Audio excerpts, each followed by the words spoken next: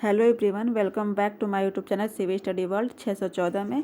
अभी आज जो हम लोग पॉइंट डिस्कस करने जा रहे हैं तो वो है बादल। ठीक है, टीआरई 3.0 के लिए मोस्ट इम्पॉर्टेंट ज्योग्राफी का पार्ट है जो बादल है। बस हम उसका ज़्यादा नहीं, आपको मात्र 2 मिनट में पता चलेगा ना कि नहीं बादल से पूरा टॉपिक जिस टॉपिक से क्वेश्चन बनेगा सारा आपका ख़त्म हो जाएगा। ठीक है, समाप्त हो जाएगा।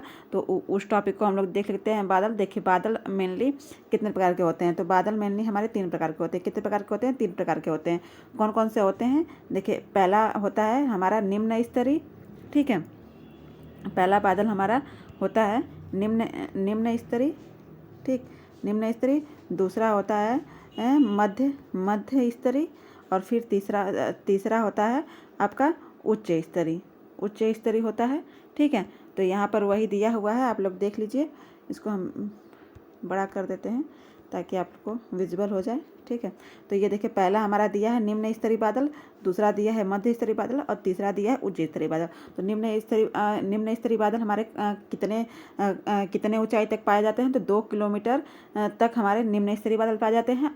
यहाँ पर 2 से 6 किलोमीटर तक हमारे मध्य स्तरीय बादल पाए जाते हैं और हमारे उच्च स्तरीय बादल आपके 6 से 12 किलोमीटर तक उच्च स्तरीय बादल पाए जाते हैं। ठीक है, अब हम देख लेते हैं इसका कि मतलब उच्च स्तरीय बादल कितने प्रकार के होते हैं। तो उच्च स्तरीय बादल को 3 पार्ट में बांटा गया है।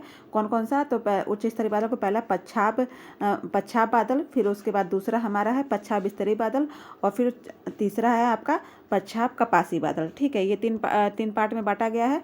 तो अब देखिए, पच्छाप बादल, जो पच्छाप बादल है उसकी विशेषता क्या है? तो उसकी मेनली विशेषता ये है कि पच्छाप बादल आपका क्या चक्रवात का सूचक होता है। किसका सूचक होता है? चक्रवात का सूचक होता है। पच्छाप बादल से हमको बस ये पता चलता है कि नहीं, हाँ चक्रवात का सूचक होता है वो। और फिर उसके बाद हमारा जो दूसरा जो बादल है ये पच्छाप स्तरीय बादल। तो ये जो सूर्य जो आता है तो बादल आ जाते हैं तो छुप जाता है। कभी बादल का मौसम रहता है, बारिश का मौसम होता है तो सूर्य जो छुप जाता है तो वही होता है कि सूर्य जिस बादल के पीछे जाकर छुप जाता है तो वही हमारा क्या कहलाता है? पच्छाप बादल, यानी कि होलोमंडल बन जाता है। जैसे आपके किसी के पीछे भगवान जी के पीछे होलोमंडल होता है ना, तो वैसा ये होलोमंडल होता है। और हमारा तीसरा जो है वो पच्छाप कपासी बादल है। पच्छाप कपासी बादल में क्या होता है आप लोग बताइएगा। तो पच्छाप कपासी बादल में ऐसा होता है कि उसमें क्या छाया नहीं बनता है। देखिए, यहाँ पर दिया हुआ है कि छाया नहीं बनता है। पच्छाप कपासी बादल में हमारा छाया नहीं बनता है। ठीक है, छाया नहीं बनता है।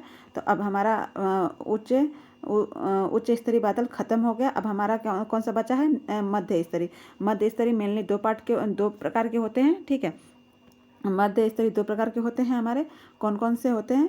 तो देख लीजिए, हमारे मध्य स्तरीय उच्च स्तरीय और उच्च कपासी बादल। उच्च स्तरीय और उच्च कपासी बादल 2 प्रकार के होते हैं।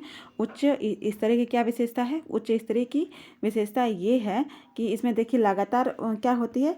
संभावना रहती है, संभावना बनी रहती है वर्षा की। किसकी? वर्षा की संभावना बनी रहती है कि हाँ वर्षा हो सकती है, लेकिन वर्षा होती ही नहीं है।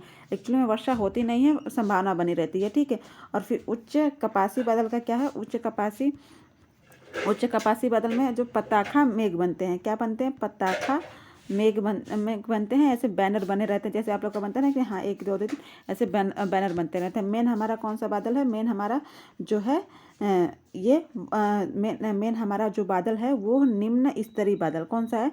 निम्न स्तरीय बादल, जो 2 किलोमीटर रेंज तक पाया जाता है। तो निम्न स्तरीय बादल को हम देख लेते हैं। ठीक है, तो ये हम आपको, इससे ज़्यादा जूम नहीं होगा।